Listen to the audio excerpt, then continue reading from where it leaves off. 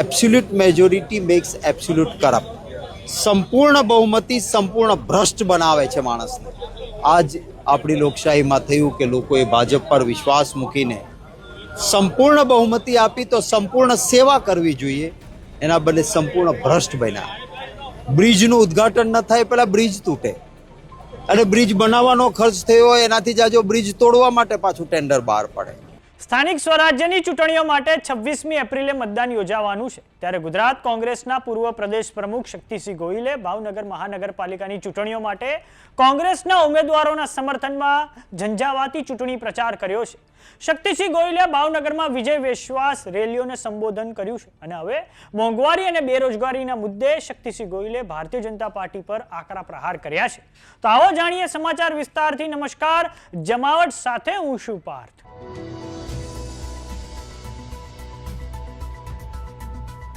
સ્થાનિક સ્વરાજ્યની ચૂંટણીઓ માટે ભાવનગર મનપાની 52 બેઠકોની જે ચૂંટણીઓ છે તે માટે કોંગ્રેસ દ્વારા પણ હવે ઝંઝાવાતી પ્રચાર શરૂ કરી દેવામાં આવ્યો છે.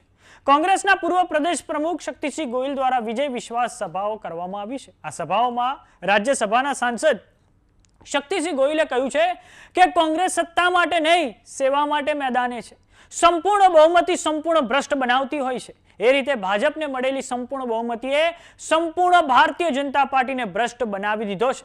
કોંગ્રેસની સત્તાઓ નગરપાલિકાઓમાં, જિલ્લા પંચાયતોમાં, તાલુકા પંચાયતોમાં આવશે તો ભ્રષ્ટાચારને સ્થાન નહીં હોય. જેમ અત્યારે કમલમમાં તમારે ટકા આપો પછી જ કોન્ટ્રાક્ટરને વર્ક ઓર્ડર મળે છે, એવું નહીં હોય. કોઈ ટકાવારી કોંગ્રેસના શાસનમાં માંગવામાં આવશે નહીં.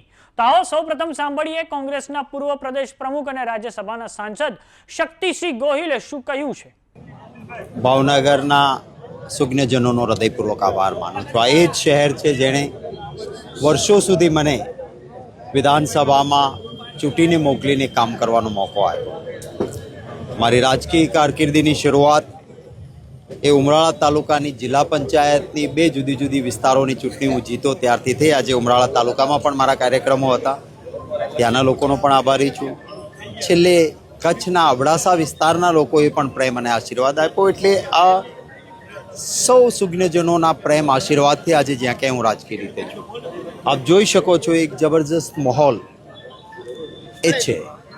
લોકશાહીમાં ચૂંટણી એ પવિત્ર પર્વ ગણાય છે, અને આવા સમયે જે લોકશાહીમાં માન્ય નથી એવા હથગંડાઓ, તંત્રનો બેફામ દુરુપયોગ, ડરાવવા ધમકાવવા, રૂપિયાઓના કોથળા આપવાના, વર્ષો સુધી સત્તા કોંગ્રેસ પાસે રહી. ક્યારેય આવી પરિસ્થિતિ નથી થઈ. હું પોતે મિનિસ્ટર હોવ અને અહીંયા ચૂંટણીઓ યોજાય છે, ક્યારેય આ પ્રકારે લોકશાહીમાં માન્ય ન હોય એવા હથગંડા નથી થયા. હું અભિનંદન આપીશ મારા પક્ષના એ સંનિષ્ઠ કાર્યકર્તાઓને. અનેક ધાક ધમકી અને ખરીદ ફરોખની વચ્ચે મક્કમતાથી અહીંયા ઉમેદવારો અમારા ચૂંટણી લડી રહ્યા છે. જિલ્લા પંચાયતની પણ ભાવનગરની તમામ સીટો પર ચૂંટણી લડાઈ રહી છે. અમદાવાદ શહેરમાં પ્રચાર માટે હું ફર્યો, ત્યાં પણ એક ઉત્સાહ જોરદાર. ગઈકાલે ભાલ વિસ્તારના આગેવાનોની મારી એક મિટિંગ થઈ હતી. એવું કહેવાય છે અંગ્રેજીમાં કે absolute majority makes absolute corrupt. સંપૂર્ણ બહુમતી સંપૂર્ણ ભ્રષ્ટ બનાવે છે માણસને.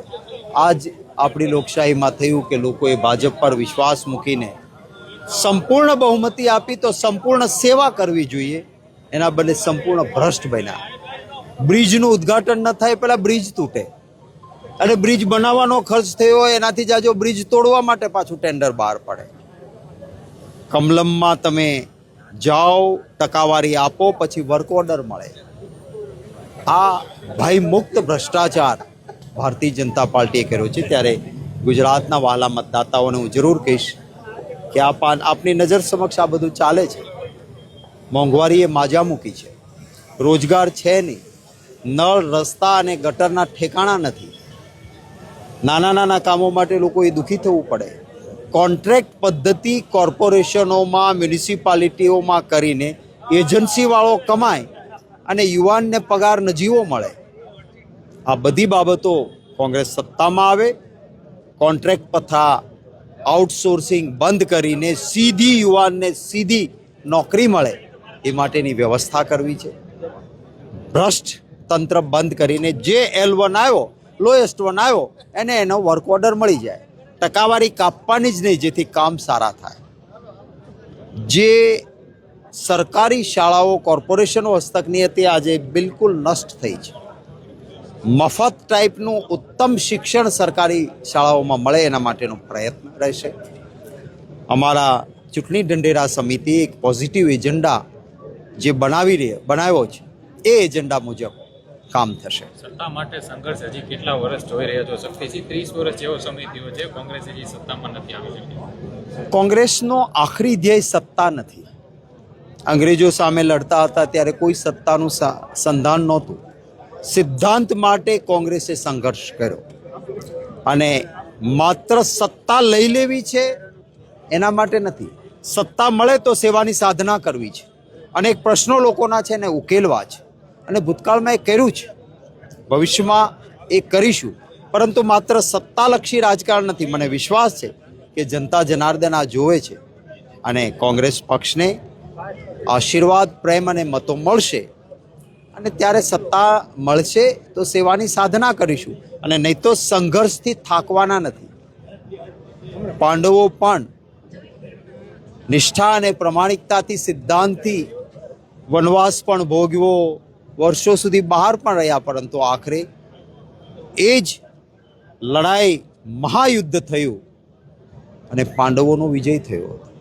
એટલે કેટલો સમય, ક્યારે, કોણ, એની ચિંતા મેં ક્યારેય કરી નથી, કોંગ્રેસનો કાર્યકર્તા કરતો નથી. કારણ કે અમારું ધ્યેય માત્ર સત્તા નથી, સિદ્ધાંત માટે લડીએ છીએ, લડતા રહીશું. બાપુ, પહેલા 2 પક્ષ હતા, હવે ત્રીજો પક્ષ પણ છે, તો કોંગ્રેસને આની કેટલી ઇફેક્ટ થશે?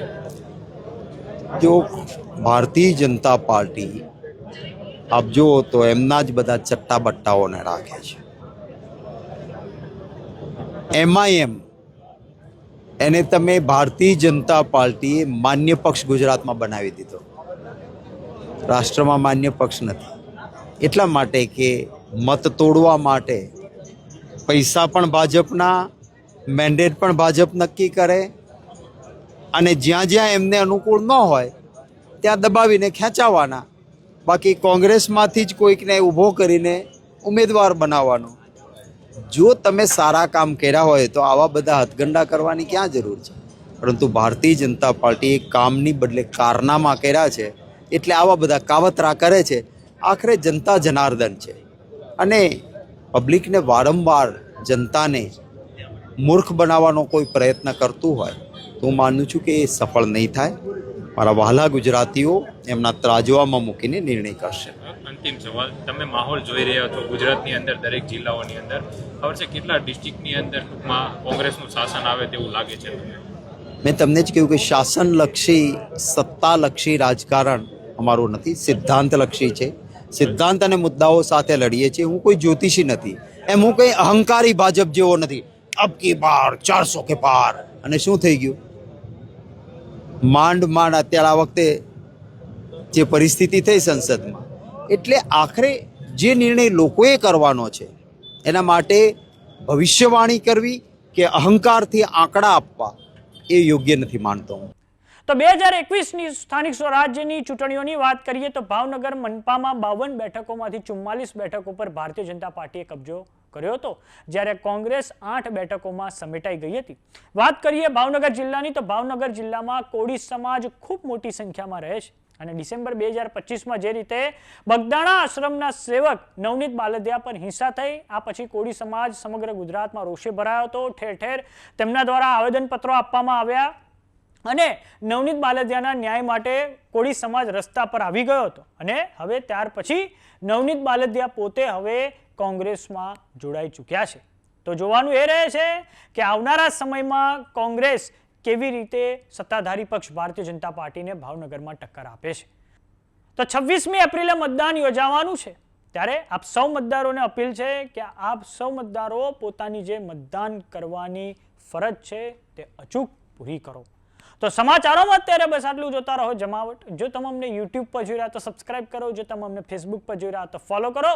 સાથે જ અમારી WhatsApp ચેનલ આવી ગઈ છે, જોઈન કરવાનું ના ભૂલતા. નમસ્કાર.